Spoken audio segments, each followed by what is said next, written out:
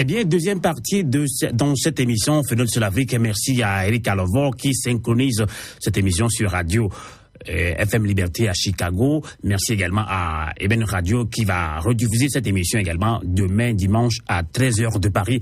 Tout de suite, direction le Togo, nous allons accueillir nos invités, des journalistes, également des acteurs politiques. Restez des nôtres sur le 3xW.canalk.ch.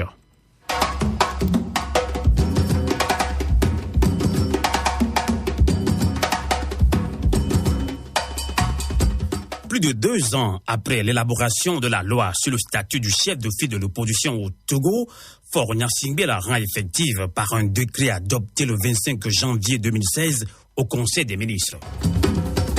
Pendant que les Togolais sont à l'entente de l'opération des réformes politiques et des élections locales, des polémiques se font sur les réseaux sociaux sur ce décret.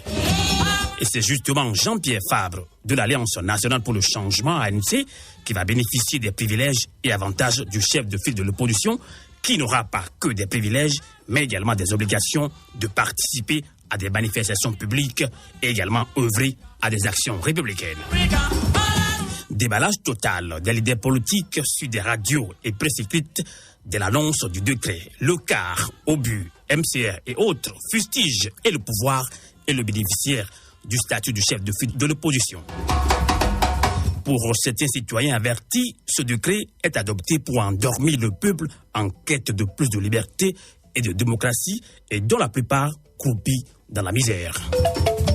Pour analyser et commenter l'actualité politique au Togo cette semaine, nous accueillons en ligne en direct depuis Lomé 2 journalistes, directeurs de publication. Ferdinand Ité, bonsoir. Bonjour, cher ami.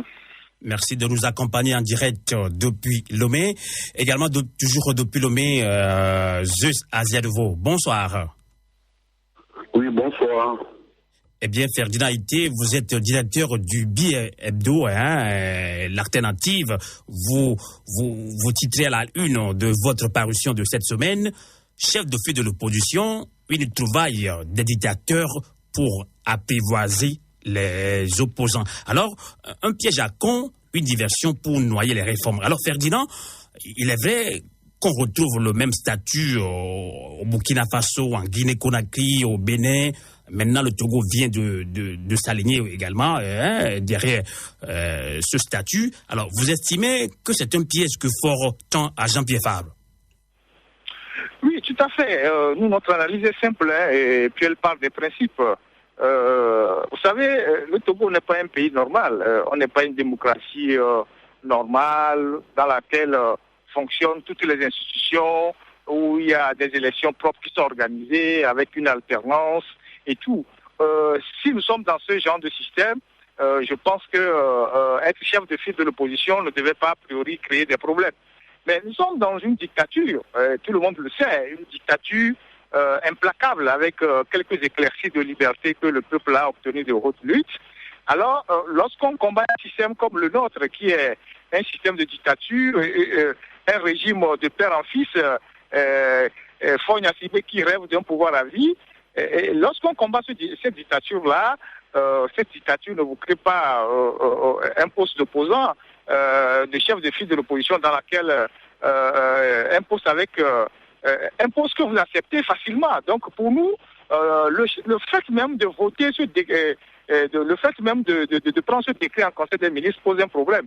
Pour nous, on ne doit pas accepter ce décret-là parce que le chef de file de l'opposition s'impose de lui-même à partir du rapport de force qui est sur le terrain. Tout le monde sait aujourd'hui que, de façon naturelle, c'est l'ANC qui draine le plus de monde, qui a le plus de voix à l'Assemblée nationale. Donc c'est Jean-Pierre Fabre qui est l'interlocuteur privilégié de M. Faure Gnassingbé. Mais s'il faut formaliser ça et l'accompagner des prébendes, pour nous, on a comme l'impression que le pouvoir en place, qui est un pouvoir autoritaire, est en train de prébendier ses opposants. Et pour nous, c'est pas logique, c'est pas normal.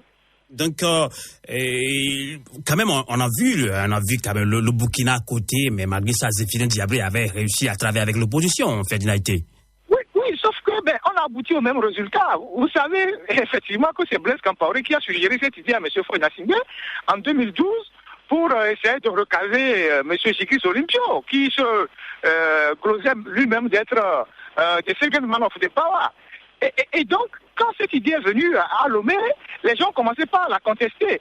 Et au Burkina, vous avez vu ce qu'est devenu les opposants et chefs de file de l'opposition. D'abord, Benewende Sankara, que Blaise Compaoré a réussi à affaiblir à travers ce statut de chef de file de l'opposition. Et puis ensuite, Zéphirine Diabré, que moi j'ai vu à Ouaga, que j'ai d'ailleurs interviewé à son siège du CFOP là-bas. Et Zéphirine Diabré aussi s'est affaibli en acceptant ce poste. À la fin, lorsque Blaise Compaoré est tombé et que le peuple burkinabé a décidé de régler le problème lui-même, aux élections, c'est Kaboré qui a ramassé la mise. Et donc, en réalité, cette démarche consiste à affaiblir l'opposition et à dérouler le tapis à celui qui tient les rênes de pouvoir. Donc, c'est pas une aubaine ou c'est pas, je sais pas, comme les gens le disent ici, c'est pas une manière de s'approcher du pouvoir pour le prendre. Parce que dans ce jeu de rôle, à la fin, c'est l'opposant qui perd en réalité et le pouvoir se renforce. D'accord. On va voir ce que pense également Zeus Adiadovo, directeur du quotidien Liberté. Eh bien, Zeus Adiadovo, rebonsoir. Oui, bonsoir Sylvain. Eh bien, je le disais, vous êtes directeur de publication du quotidien Liberté, toujours concernant les privilèges accordés aux chefs de file de l'opposition. Alors, on peut lire également cette semaine à la une de votre journal un cadeau empoisonné de Faure Gnassingbé à Jean-Pierre Fabre. Alors, vous parlez de plans obscurs du pouvoir et vous dénoncez aussi les réactions de certains leaders qui sont contre l'adoption de ce projet. Alors, dites-nous, Zeus Adiadovo, en quoi l'adoption de ce statut est un cadeau empoisonné? Oui, d'abord, la question est de savoir si la préoccupation de l'heure, c'est le statut du chef de file de l'opposition. Aujourd'hui, où les Togolais font face à beaucoup de problèmes. Il y a les problèmes d'ordre économique, mais il y a également les problèmes politiques, surtout les réformes politiques, les réformes institutionnelles, constitutionnelles et surtout les élections locales. Donc ce sont les préoccupations des Togolais et également il y a la question des personnes qui sont toujours en détention dans l'affaire des incendies, etc., tout comme les prisonniers politiques.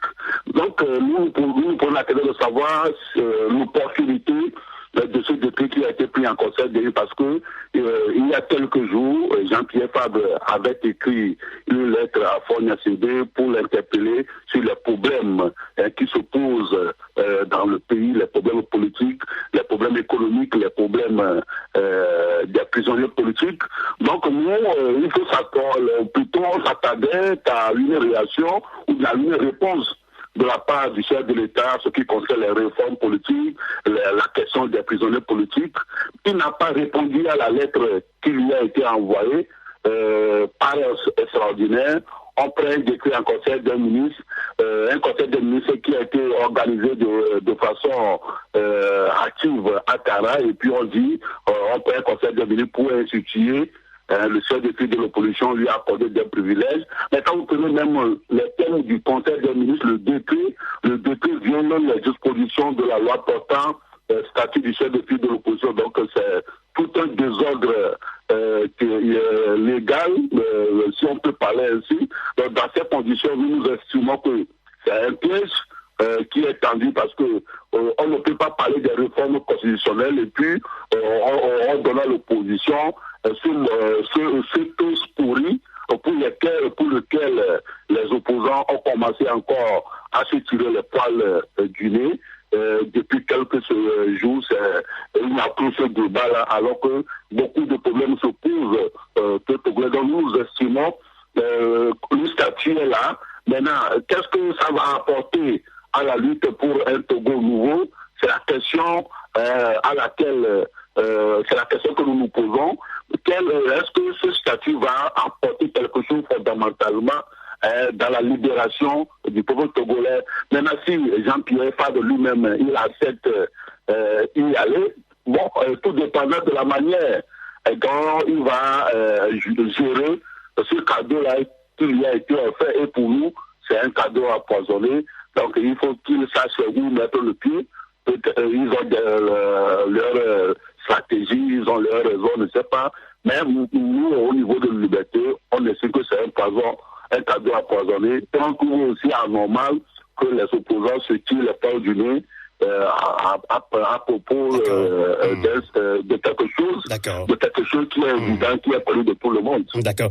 Eh bien, qu'est-ce que ça peut changer, ce statut de chef de file de l'opposition? Si tout va bien, nous allons également recevoir en direct depuis Lomé le deuxième, vice-présidente de l'ANC, Maître Isabelle Amegavi, qui va tenter de répondre également à nos questions. Eh bien, Ferdinand Ité, je le disais, vous êtes directeur du Bi-Hebdo, l'alternative. Alors, ce statut du chef de file de l'opposition divise les Togolais et également les leaders politiques. Alors, des citoyens pensent que si Jean-Pierre Fabre accepte ce statut, c'est un signe de trahison. Alors, d'autres estiment plutôt que ce serait un moyen pour l'ensemble de l'opposition de s'organiser afin de mettre la pression sur Faure Gnassingbé pour obtenir les réformes. Alors, quelle est votre analyse? Sylvain, dites-moi, est-ce que la classe politique de l'opposition a besoin d'un statut de chef de file de l'opposition pour s'organiser? Vous voyez que les arguments ne tiennent pas. Cette histoire, c'est de la diversion. Nous, à l'alternative, on est fondamentalement contre ce truc de statut de chef de file de l'opposition. Vous ne pouvez pas accepter être installé dans un fauteuil avec des privilèges par quelqu'un que vous dénoncez comme étant un dictateur, comme étant un voleur d'élection, comme étant quelqu'un qui veut un pouvoir à vie. Je ne sais pas en quoi s'asseoir dans le statut de chef de file de l'opposition va contraindre M. Faure Gnassingbé à faire les réformes ou à limiter le mandat présidentiel. M. Faure Gnassingbé a refusé même devant le monde entier dans un sommet de la CEDEAO de limiter le mandat présidentiel. Son objectif, c'est de rester au pouvoir à vie. Alors, ce que l'opposition a à faire dans ce sens-là, si l'opposition est responsable, est une opposition organisée, c'est d'organiser les populations pour créer le rapport des forces et contraindre le pouvoir à organiser les réformes. Donc on n'a pas forcément besoin d'un statut des chefs de file de l'opposition pour y arriver. Moi je suis désolé. Maintenant, on voit très bien que c'est une stratégie de Faure Gnassingbé pour occuper les opposants dans leur querelle de chapelle. Depuis qu'on a lancé cette histoire de statut de chef de file de l'opposition, comme un os qu'on a lancé aux chiens, vous avez vu, partout ici sur les médias, comme des élèves sur une cour de récréation, les gens se tapent des yeux. C'est des débats, c'est des insultes, c'est des réactions primaires. Et donc, c'est l'objectif visé par le pouvoir, ridiculiser l'opposition vis-à-vis des partenaires, vis-à-vis de la population, pour faire comprendre aux gens, mais écoutez, ces gens ne peuvent pas gouverner un pays. Voilà leur lancer petit, s'ils ont commencé par se bagarrer, mais s'ils prennent le pays, qu'est-ce que le pays va devenir? Et donc, M. Faure Gnassingbé ne cherche qu'à gagner du temps à travers cette histoire de diversion de statut de file de chef de l'opposition. Donc moi je pense que fondamentalement, ceux pour qui même ce statut bénéficie devaient dire non, nous ne voulons pas de ça, nous voulons qu'ils fassent les réformes. Nous voulons qu'on aille aux réformes parce que les réformes découlent d'un engagement politique qui a été signé depuis 10 ans, la PG. Il faut qu'il tire sa parole. Voilà. Donc moi je ne vois pas en réalité ce que cette histoire de chef de file de l'opposition où ce statut va fondamentalement apporter à la lutte. Au contraire, c'est une diversion que le dictateur a trouvée pour gagner du temps. Et ceux qui vont s'installer dans ce fauteuil-là, moi j'ai peur qu'à la fin, ce soit eux qui laissent des plumes. Parce que le Togolais, lambda, va se poser la question de savoir, mais vous nous avez dit que c'est un dictateur. Pourquoi il signe un décret pour vous accorder des privilèges? C'est ça le fond du problème aujourd'hui. C'est clair. Mais, eux, ils sont des politiques, ils disent qu'ils ont leur stratégie, mais nous sommes des observateurs, nous sommes des journalistes, et nous avons aussi des analyses à faire. Et nous sommes dans l'opinion, nous essayons d'écouter les gens. Et je peux vous dire que les gens ne comprennent absolument rien de tout ça. Et le spectacle aujourd'hui qu'offre l'ensemble de l'opposition, ceux qui y sont, ceux qui ne sont plus. Vous savez que l'opposition aujourd'hui au Togo, il y en a certains qui ne sont même pas capables d'avoir des militants dans une cabine téléphonique, mais qui font énormément du bruit. Donc ils sont sur les radios, ils insultent les gens, mais c'est l'image qu'on prend de toute l'opposition togolaise. On dit voilà, ils ne sont pas capables de s'entendre. Or, il y a des gens qui n'ont même personne derrière eux. Ils sont seuls dans leur parti politique, mais ils sont sur les médias, ils font du bruit tous les jours. Ils disent non, nous sommes contre Jean-Pierre Fabre parce que c'est lui qui va bénéficier. Pensez-vous que si on avait voté ce statut de chef de file de l'opposition, mais il n'y avait pas associé les privilèges, les gens allaient faire autant de bruit sur les médias? C'est juste parce qu'on a parlé de privilèges que les gens sont déchaînés. Exactement. Donc la lutte ne peut pas être conditionnée par des prébendes. D'accord. C'est ça, en fait, le fond du problème. Exactement. On va voir ce que pense également Zeus Asiadovo. Alors, Zeus Asiadovo, je le disais, vous êtes directeur du quotidien Liberté. Alors, il y a une polémique qui se fait autour de ce statut chef de file de l'opposition, surtout sur les réseaux sociaux. Et là, certains Togolais disent qu'on les embrouille avec ce décret. Eh bien, face à cette situation, quel doit être, selon vous, Zeus Asiadovo, le rôle des citoyens togolais qui veulent plutôt que Faure Gnassingbé opère les réformes politiques et organise rapidement les élections locales? Oui, mais je crois que c'est un problème qui intéresse tout le monde, la question des réformes, la question des élections locales. Donc ce sont tous les Togolais qui doivent se mobiliser, les partis politiques, les organisations de la société civile, pour que ces réformes soient effectives. Mais moi, je ne vais pas être catégorique, mais si le statut de chef de file de l'opposition peut apporter quelque chose à la lutte, bon, il est normal, il est possible qu'on essaye. Si ça ne marche pas, donc ils vont tirer les leçons qui s'imposent. Si avec ce statut, ils vont perdre leur popularité, leur notoriété, leur assise nationale, ça va peut-être permettre à l'émergence de nouveaux leaders. Mais moi, je crois que parfois, le fait de se mettre toujours à l'écart nous porte aussi préjudice. Parfois, dans le landerneau politique togolais, on se met à l'écart, on dit que le pouvoir n'est pas bon, c'est un pouvoir autoritaire, et puis finalement, nous n'avons rien. Donc si l'opposition peut profiter de ce statut pour avoir un interlocuteur valable vis-à-vis du pouvoir, pour faire en sorte que les réformes tant attendues, tant cherchées, soient effectives, moi j'estime que ça va être une bonne chose. Donc aujourd'hui, la balle est dans le camp de Jean-Pierre Fabre et de son parti. C'est à eux de dire aux Togolais ce qu'ils veulent faire de ce statut qu'on vient de leur offrir. Il y a également de faire preuve de retenue et de responsabilité en invitant les autres partis de l'opposition qui sont en train de crier aujourd'hui. Voilà, il y a un statut qui est là. Que pensez-vous de ce statut? Qu'allons-nous faire avec ce statut pour faire changer la situation politique dans le pays? Donc, je crois que c'est un travail que le leader de la mission d'affaires avec ses militants. Donc, on ne peut pas dire, nous savons que nous avons en face une dictature étouffante de 50 ans, mais s'il y a une opportunité d'aller et de changer peut-être un peu quelque chose, moi, je crois qu'il faudrait qu'on y réfléchisse pour voir si ça peut apporter quelque chose. Mais dis non, s'il dit non, on va toujours lui parler ce nom d'extrémisme, ce mot d'opposant radical, et partout ailleurs, il est présenté comme tel, que c'est quelqu'un, c'est un bagon à la togolaise. Mais justement, Zeus Asiadovo, justement, je vous comprends, Zeus Asiadovo, mais devant cette situation, je vous avais posé cette question, que lui a fait concrètement un citoyen lambda, le peuple togolais, un citoyen averti, qui réclame plutôt les réformes politiques et les élections locales. Que lui a fait le peuple face à cette situation, Zeus Asiadovo? Oui, les citoyens doivent s'organiser. Donc c'est un travail qui incombe beaucoup aux organisations de la société civile. Parce que ces organisations sont censées être plus proches des populations depuis la base.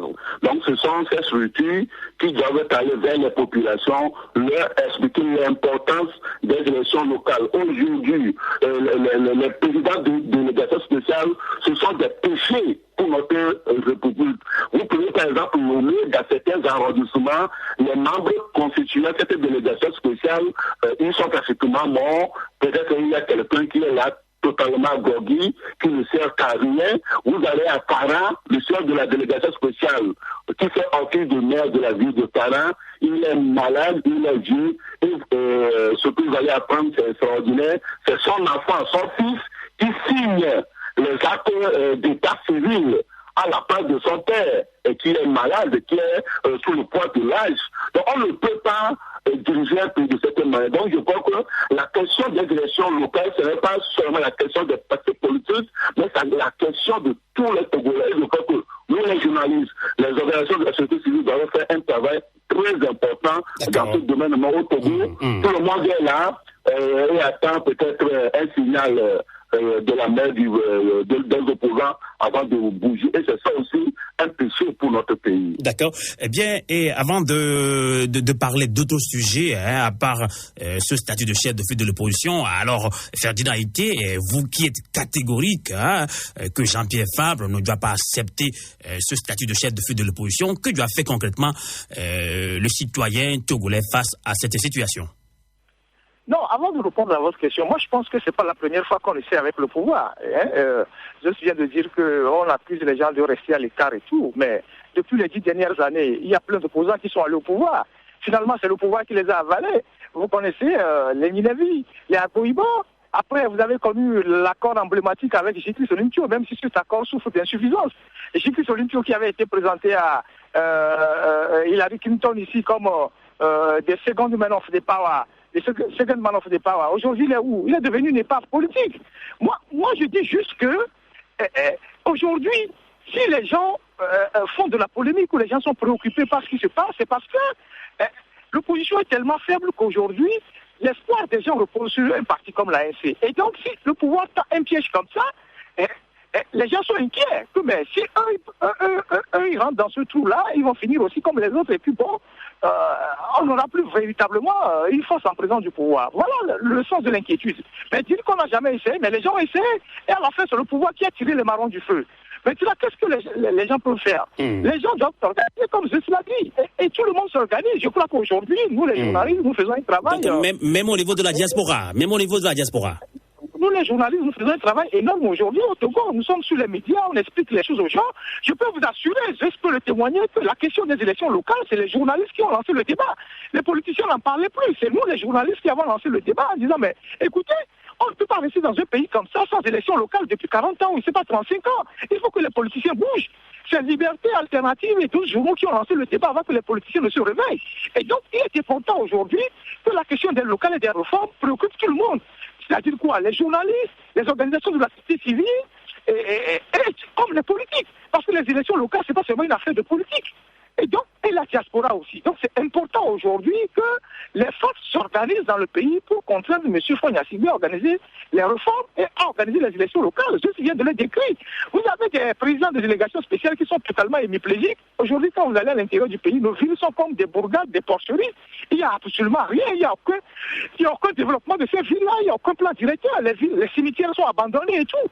Donc, il est important aujourd'hui que les populations se prennent en charge. Mais, je le dis et je le répète, la position du pouvoir qui ne veut pas organiser les élections locales est compréhensible. Une dictature ne se décentralise pas. C'est le fond du problème. C'est clair. Une dictature, c'est un régime centralisé qui ne se décentralise pas. Si M. Faure-Gnassingbé refuse aujourd'hui d'organiser les élections locales ou il fait du dilatoire, c'est justement conforme à son régime qui est un régime centralisé. C'est une dictature. Donc, ne demandez pas à une dictature de se décentraliser. Parce que quand la dictature se décentralise, elle perd une partie de son pouvoir et elle s'affaiblit. Voilà l'objectif du régime. Ils ne veulent pas organiser ces locales-là. Donc, mais une action concertée dans le pays, politique, organisation de la société civile, peut contraindre M. Faure-Gnassingbé à finir par organiser les élections locales parce que toutes les chancelleries appellent à organiser ces élections locales. C'est clair. Eh bien, on va parler encore pour quelques 6 à 7 minutes de cette information qui défraie également la chronique au Togo. C'est justement les réformes de l'Office togolais des recettes OTR qui continue de susciter des réactions. Alors, OTR vient d'instaurer à tous les postes de dédouanement un badge, la taxe sur l'habitation. Quant à elle, a rendu très furieux des citoyens. Alors, Zeus à Zedvo, certains partis politiques ont également dénoncé le fonctionnement de l'OTR.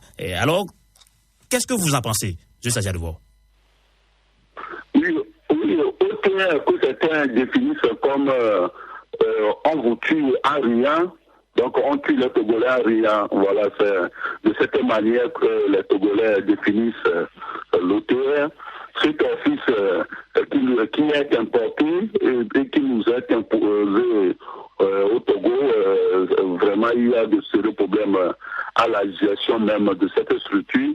Normalement, au niveau de l'ETR, il devrait y avoir un conseil d'administration Donc, depuis 3 ans que l'OTR est là, ce conseil d'administration n'existe pas. Alors que c'est le conseil d'administration qui reçoit les dossiers de candidature et qui nomme le commissaire général. Il n'y a pas eu de conseil d'administration jusqu'à ce jour. Ce conseil n'existe pas, mais curieusement, il y a quand même un commissaire général qui a été nommé par qui? Par le tout puissant ministre Adi Otek Ayasson, ministre de l'économie et des finances, en violation des lois fondatrices de cet office togolais des recettes. Donc, cette structure est mal partie et aujourd'hui, on a l'impression que ça risque de créer des problèmes dans le pays. Normalement, les réformes ne doivent pas écraser les citoyens, les réformes doivent plutôt les accompagner. Certes, au Togo, les gens ne sont pas habitués à payer les impôts, alors qu'on en a besoin pour le développement du pays. Donc, quand l'UPR est venu, normalement, l'UPR devrait accompagner les Togolais, petit à petit, on augmente, et puis les gens vont s'approprier. Les gens vont s'approprier cette réforme-là, cet office, mais malheureusement, on a imposé l'OTR, c'est tombé, ça écrase tout le monde, et un peu partout, les gens crient. Au niveau du port autonome de Lomé, c'est la même chose. D'abord, avant le port autonome de Lomé, lors même du lancement de cet office, ceux qui travaillaient aux impôts à la douane, beaucoup ont été renvoyés.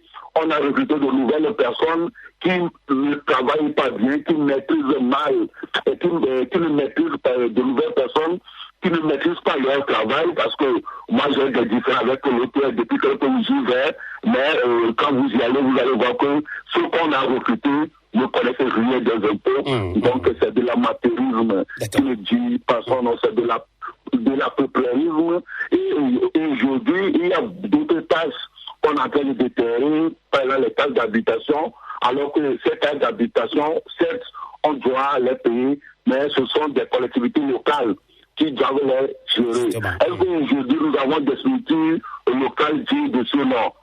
La réponse est non. Normalement, on devrait organiser les élections locales et ces taxes d'habitation peuvent aller au niveau des collectivités locales, et ce qui permettrait aussi aux populations de suivre la traçabilité de ce qu'ils payent. Mais aujourd'hui, c'est seulement la minorité qui accapare toutes les richesses du pays. C'est malheureux.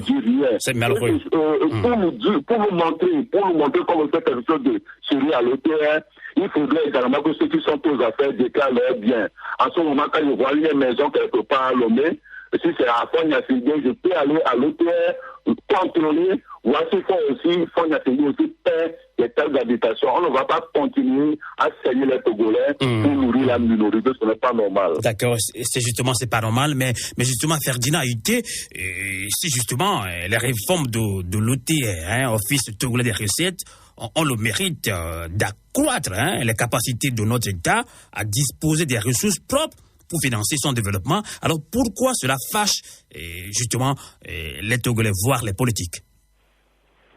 Bon, je crois que sur le principe, on ne peut pas demander aux citoyens de ne pas payer les impôts. Tout le monde doit payer les impôts, mais encore faut-il savoir à quoi sert cet argent. Si ça sert à entretenir les maîtresses dans les quartiers, à construire des villas et à acheter des appartements à Paris et puis un peu partout en Italie, c'est pas la peine. Et c'est ça le fond du problème. Moi, je crois que cette histoire de l'OTR, qu'on a conçue comme un monstre et qui a aujourd'hui comme un épouvantail sur la tête des Togolais ou en face des Togolais, est lamentable. Vous voyez, on ne peut pas aujourd'hui vouloir percevoir les impôts comme on le faisait à la période coloniale. Vous savez que pendant la période coloniale, beaucoup de nos parents ont dû fuir au Ghana, ont changé de nationalité à cause de cette histoire de l'impôt. C'est comme ça qu'on l'appelait à l'époque, les histoires de l'impôt. Vous voyez. Et donc, aujourd'hui, on parle de la taxe d'habitation. Comment est-ce qu'un État normal, qui est incapable de sécuriser le foncier, peut aujourd'hui instaurer une taxe d'habitation? Tout le Togo aujourd'hui est litigieux. Les gens qui ont même des titres fonciers de 50 ans aujourd'hui ou de 25 ans voient aujourd'hui leurs titres fonciers remis en cause par des individus véreux dont la plupart sont soit des juges, des officiers, tout ça, qui sont au sein du pouvoir. Aujourd'hui, il n'est même pas possible d'avoir un terrain à Lomé en toute sécurité. Dès que vous avez un petit repère de terrain, quelqu'un vient, il conteste, et puis on vient, on dit terrain litigieux, on vous amène à la justice. Quand bien même que vous avez raison, vous dites non, que vous n'avez pas raison, parce que celui qui vient vous prendre votre terrain, c'est un gradé ou c'est un barreau. Et donc, l'État n'est pas capable de sécuriser le foncier. Vous n'êtes pas capable de faire cette réforme foncière. Ne venez pas imposer la taxe d'habitation. Les gens vont payer la taxe d'habitation sur quel terrain? Des terrains litigieux? Voilà. Et donc, en plus, il faut ajouter cette question des élections locales. Dans tous les pays, je crois que c'est les municipalités, les communautés locales qui perçoivent les taxes d'habitation et tout, et qui les utilisent pour développer les communautés. Aujourd'hui, on n'est même pas dans ce cas de figure. C'est pour ça que nous en appelons à l'organisation des élections locales. Maintenant, cet argent sert à quoi? À quoi sert cet argent? Si c'est pour financer les voyages de M. Faure Gnassingbé, c'est pas la peine. Les Togolais sont déjà suffisamment misérables. Alors on va pas leur augmenter la pression fiscale. Depuis cette histoire de l'ETL, beaucoup d'entreprises ici dans ce pays ont fermé. Et il y a un inspecteur d'impôt qui disait la dernière fois que sur sa table, il reçoit chaque semaine des dizaines de lettres pour annoncer la fermeture des entreprises. Les gens partent. Et donc vous ne pouvez pas obliger les gens, et vous ne pouvez pas utiliser des méthodes coloniales pour percevoir l'impôt. Je suis désolé. Donc, c'est ça le côté obscur de l'OTR. Maintenant, les gens qui sont à l'OTR, ils sont payés gracieusement. Monsieur Dapéry, il a 25 millions par mois. Les commissaires généraux, ils sont à 8 millions. Et il y a tout un pillage là-bas. Aujourd'hui, l'OTR n'a pas prouvé au Togolais qu'il était mieux que quand il y avait les impôts et la direction des douanes séparés. Et en plus, quelle est cette façon de faire venir un étranger pour gérer un secteur qui relève de la souveraineté nationale? Les impôts, la collecte des impôts, c'est une prérogative de souveraineté nationale. C'est comme demain, on va nommer un chef d'état-major de l'armée togolaise qui vient de l'étranger. On prend un étranger, on nomme à la tête on nomme chef d'état-major de l'armée togolaise. Et donc voilà tout ce qui se passe. Aujourd'hui, les Togolais sont très révoltés par rapport à cette histoire de l'OTR. Et donc, l'État n'est pas capable de sécuriser le foncier, il veut percevoir des taxes d'habitation. C'est quoi cette histoire? C'est vraiment déplorable. Merci, cher confrère Ferdinand Haïti. Il est directeur du Bi-Hebdo, l'alternative, et Zeus Aziadevo, directeur du quotidien Liberté. Merci de nous avoir accompagnés. Vous avez commenté et analysé l'actualité politique de cette semaine à Lomé au Togo. Merci. Bonsoir. Ben Radio en France, partenaire de Fenêtre sur l'Afrique. Justement, c'est sur le 3xW-canalk.ch, émission synchronisée sur FM Liberté à Chicago, émission qui sera également rediffusée demain dimanche à 13h sur EBN Radio. Justement, sur les questions du chef de file de l'opposition, nous avons également en ligne en direct depuis Lomé, Maître Isabelle Amengambi, qui est vice-présidente de l'Alliance nationale pour le changement ANC, mais aussi présidente du groupe parlementaire de la même formation politique. Isabelle Amengambi, bonsoir. Bonsoir. Maître Isabelle, merci de nous accompagner en direct depuis Lomé. Alors, partout sur les réseaux sociaux, dans les discussions entre citoyens, tant dans la diaspora qu'au Togo, le débat tourne autour de décrets portant sur l'institution du chef de file de l'opposition que le gouvernement vient d'adopter le 25 janvier dernier. Alors, nous avons aussi suivi certaines réactions officielles de l'ANC. Alors, que répondez-vous à ceux qui pensent que Jean-Pierre Fabre, en acceptant ce statut, vient de trahir le peuple dans sa lutte pour un état de droit au Togo? Je ne peux que avoir une position ou bien marquer mon étonnement par rapport à cette manière de voir les choses. Pour la simple raison que, en réalité, la loi portant statut de l'opposition a été votée depuis le 13 juin 2013. Et le décret d'application est intervenu plus de 3 années après.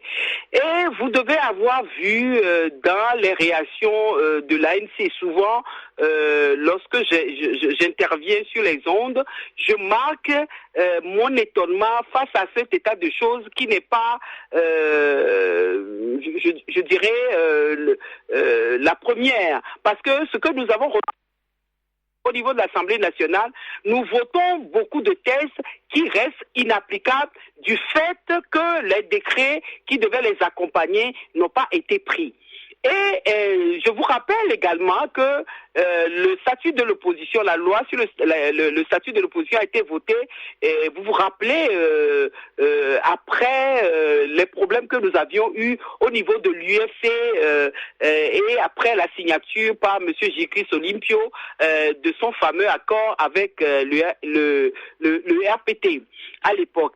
Et ce statut de l'opposition avait été voté, taillé sur mesure pour M. Jécris Olympio. Seulement, lorsqu'on votait le texte, on n'imaginait pas que les élections législatives qui allaient suivre allaient amener l'ANC comme parti majoritaire de l'opposition.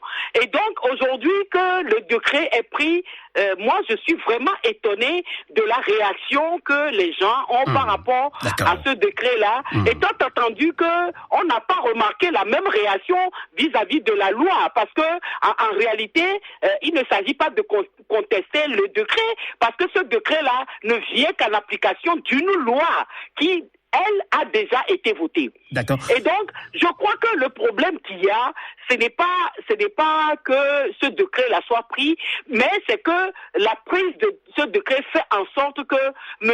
Jean-Pierre Fabre est confirmé dans son statut de chef de file de l'opposition, qui est en train de poser problème, parce que ceux qui sont en train d'intervenir sur cela, et vu les interventions qui sont faites à propos de ce décret-là, je crois que pense que le chef de file de l'opposition, d'une manière ou d'une autre, devait leur revenir, et que c'est la tête de M. Jean-Pierre Fabre qui ne plaît pas.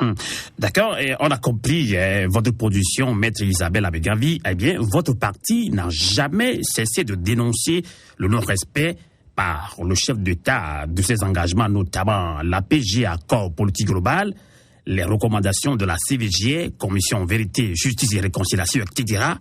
Mais est-ce que pensez-vous que les privilèges et avantages dont bénéficie dorénavant le chef de file de l'opposition, Jean-Pierre Fabre, peuvent changer la donne et établir un rapport de force, surtout pour obtenir les réformes politiques?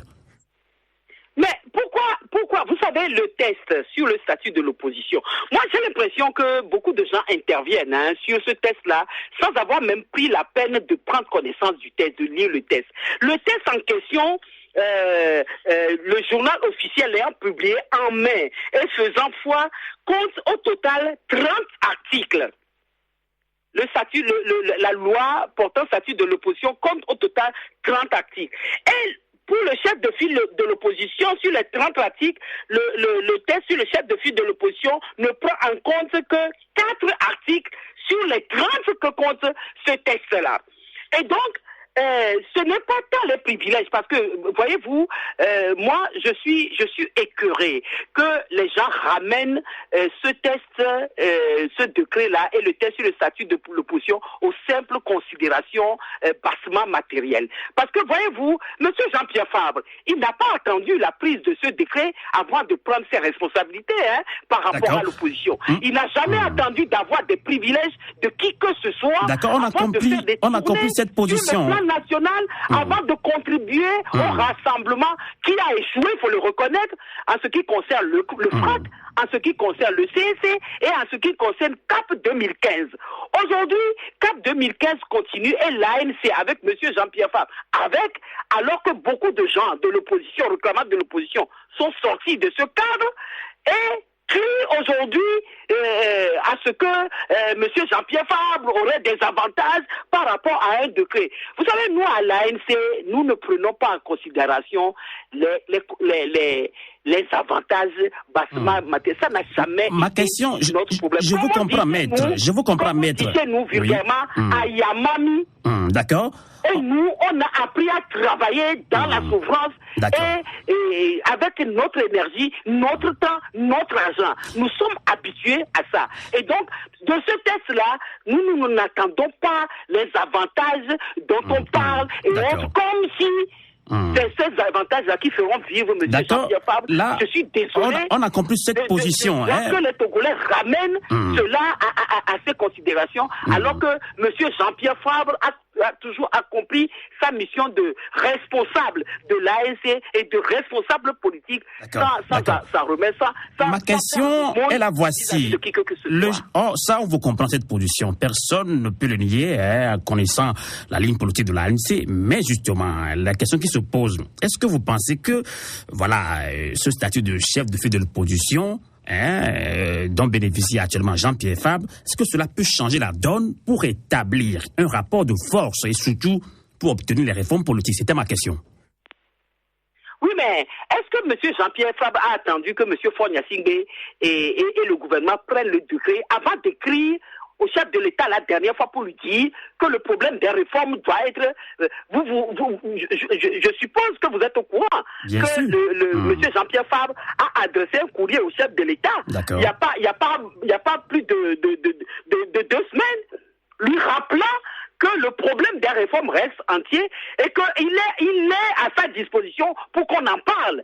Ça veut dire quoi? Ça veut dire que depuis que l'ANC a fait ça, et même dans son adresse à la nation pour la nouvelle année, M. Jean-Pierre Fabre a décliné ce que l'ANC compte faire cette année et l'organisation des élections locales et le problème des réformes institutionnelles, constitutionnelles et électorales sont privilégié par rapport à tout le reste. Il faut ajouter à cela également le problème de la détention des détenus politiques qui sont encore dans nos prisons, notamment ceux qui ont été arrêtés pour la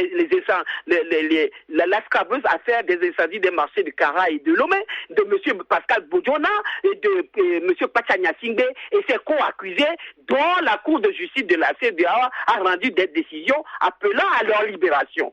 Voilà tout ce dont on est en train de parler et c'est ça qui constitue le programme et les objectifs que l'ANC s'est fixé d'atteindre en cette année 2020. Alors comment mettre... Le statut de l'opposition...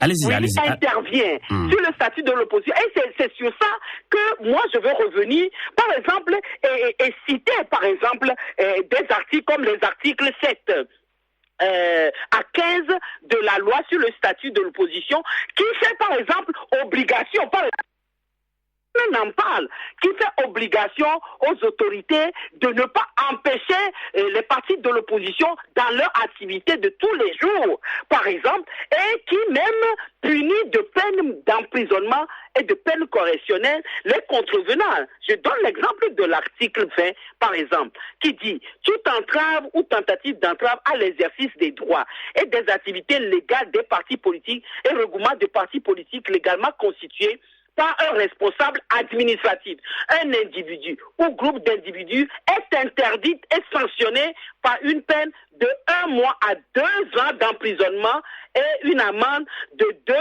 000 à 3 millions de francs CFA ou de l'une de ces 2 peines seulement. Voilà aussi des choses qui sont dites dans cette loi-là, et dont personne n'en parle.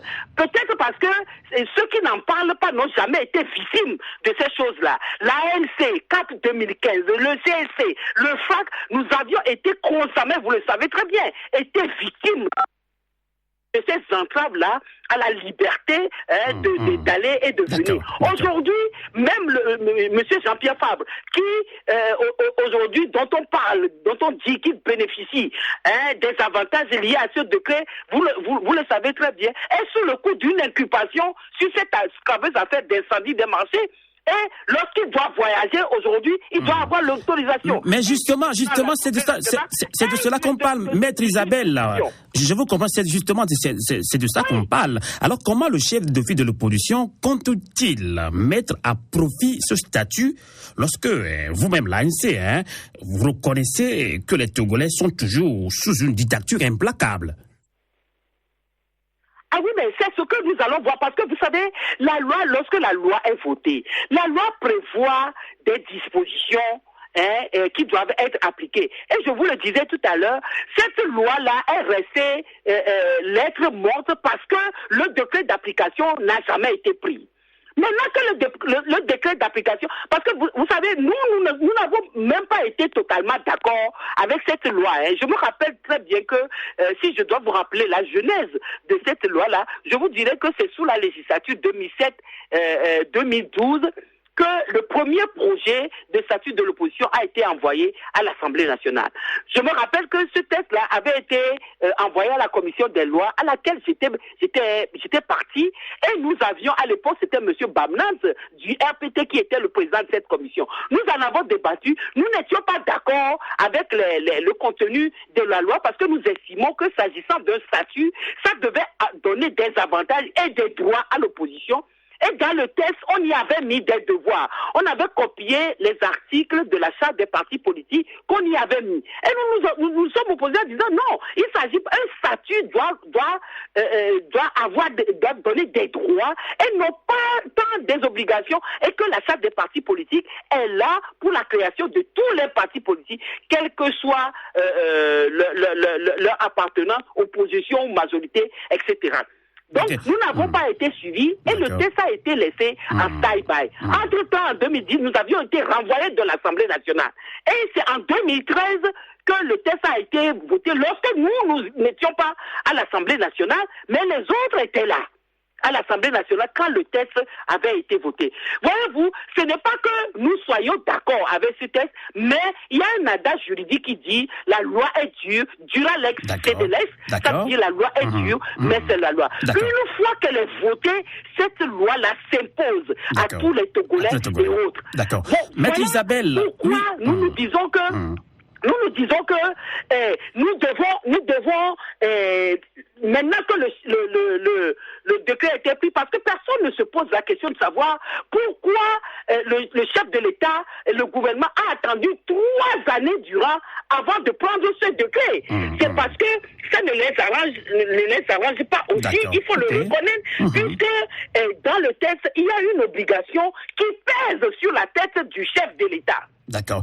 Voyez-vous, on voit ça. Je note par exemple l'article 14 de la loi qui dit il est organisé au moins une fois l'an une rencontre nationale consultative entre le président de la République, ou les partis de la majorité parlementaire et les partis ou regroupements des partis politiques de l'opposition. Cette rencontre a lieu à l'initiative du président de la République qui en fixe la date, en arrête l'ordre du jour et en assure personnellement la. Ce texte ressemble peut-être au texte qui figure dans notre constitution, qui fait obligation au chef de l'État de venir rendre compte de l'état de la nation devant la représentation nationale, l'Assemblée nationale. D'accord. Ce qu'il n'a jamais fait. Donc il y a cette obligation-là qui incombe au chef de l'État. Mais posez-vous la question de savoir, est-ce que le chef de l'État a jamais, de son initiative, convoqué ou appelé le chef de file de l'opposition? Non, jamais. Les 2 fois où monsieur Jean-Pierre Fabre l'a rencontré pour parler des réformes, c'est à sa demande que ça s'est fait. D'accord. Eh bien, une question très importante également. Jean-Pierre Fabre aura aussi des obligations, dont celle de se présenter aux manifestations publiques et mener des actions républicaines. Alors, ce qui fait penser à certains observateurs nationaux que Faure Gnassingbé a finalement fait un cadeau empoisonné à Jean-Pierre Fabre. D'autres encore estiment, Maître Isabelle Amegavi, que c'est pour anéantir l'opposition, notamment l'ANC, qui est le parti le plus populaire actuellement au Togo. Votre point de vue, Maître Isabelle Amegavi? Oui, c'est vrai que le décret a pris des dispositions, moi j'estime, qui vont au-delà de ce qu'un décret devait faire. Un décret ne peut pas faire plus que la loi ne le dit. Mais... Allô? Oh là là, la communication coupée, c'est Lomé, hein? FM Liberté à Chicago, la radio de la diaspora africaine, partenaire de Fenêtre sur l'Afrique.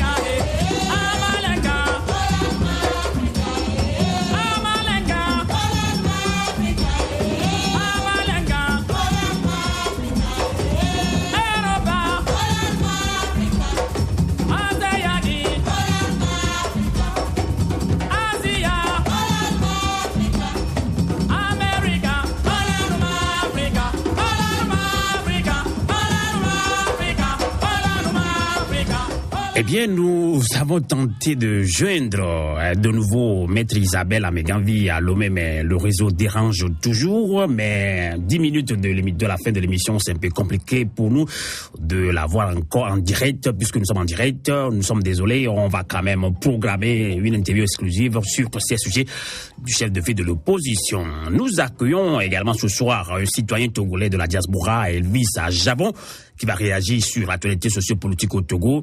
Elvis Ajavon, bonsoir. Oui, bonsoir, cher Arnaud. Merci de nous accompagner en direct depuis Lomé. Eh bien, Elvis Ajavon, loin de ces débats politiques, ce qui vous préoccupe, et le plus, c'est la grogne sociale au Togo, les transitaires qui se plaignent, les étudiants, et presque tout le monde qui se plaint au Togo. Alors, les réformes de l'Office togolais des recettes, OTR, continuent de susciter des réactions. OTR qui vient d'instaurer à tous les postes de dédouanement un badge et la taxe sur l'habitation, quant à elle, a rendu très très furieux des citoyens togolais. Certains partis politiques ont également dénoncé son fonctionnement. Alors, mais justement, si les réformes de l'OTR ont le mérite d'accroître les capacités de notre État à disposer de ressources propres pour financer son développement, Elvis Ajavon, pourquoi cela fâche les Togolais, voire les politiques? Quelle est votre opinion là-dessus? Oui, Amos, tu sais que depuis les élections, j'avais dit que je n'allais plus intervenir sur les sujets politiques du Togo, parce que éventuellement ça m'a vraiment dépassé. Mais avec cette histoire de l'OTR et aussi les problèmes qui se sont posés sur le campus tout récemment, oui, j'ai dit que je vais sortir de l'ombre et en fait je vais aussi participer, donner mon point de vue sur ce qui se passe dans ce pays.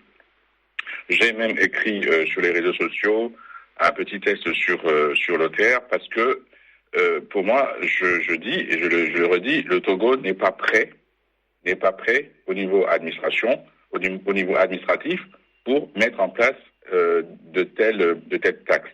Pourquoi? Parce que on sait bien que la taxe d'habitation, c'est une taxe, c'est une taxe pour les collectivités.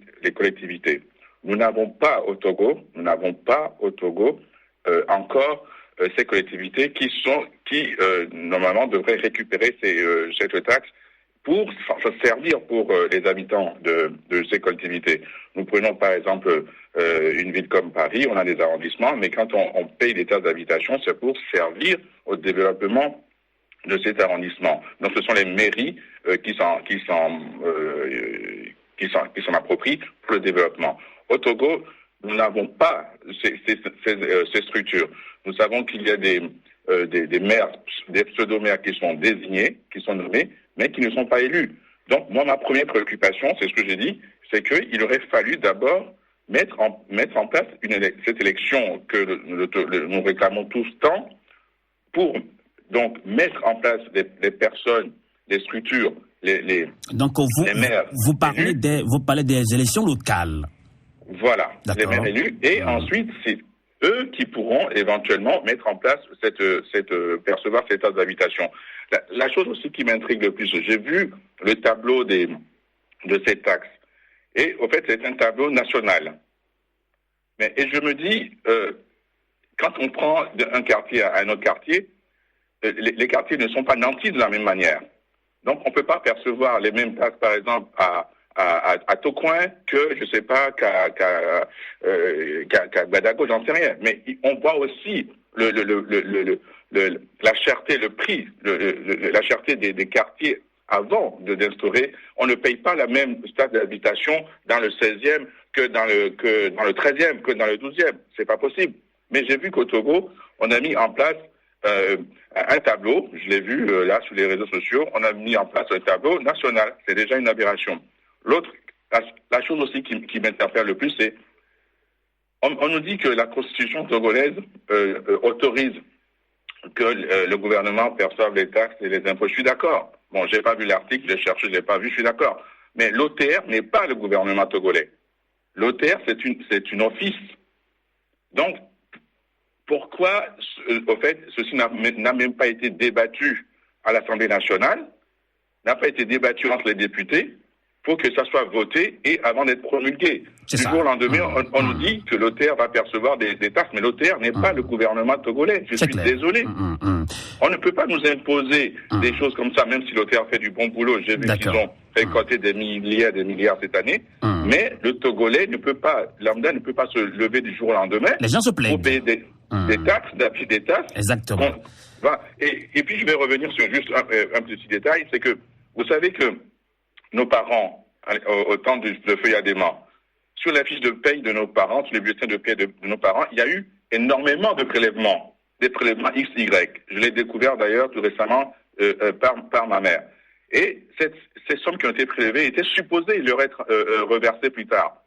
Mais de nos jours, aucun de nos parents n'a touché cette somme-là. Il faudrait aussi penser à ça, penser aussi au bien-être des gens qui ont été prélevés avant de saigner à blanc comme ça le peuple togolais. Je pense qu'on peut mettre en place des taxes, des impôts, etc. Mais il y a une pratique, il y a une façon de le faire. Et c'est cette manière que nous n'avons pas au Togo. Exactement. Eh bien, pour 2 minutes, une actualité, bien une information qui vous a également intrigué, c'est justement les manifestations des étudiants. Il y a quelques jours à Lomé, justement ces étudiants qui réclament une bonne condition de travail. Alors, cela vous interpelle également en tant que citoyen togolais de la diaspora. Elvis Ajavon.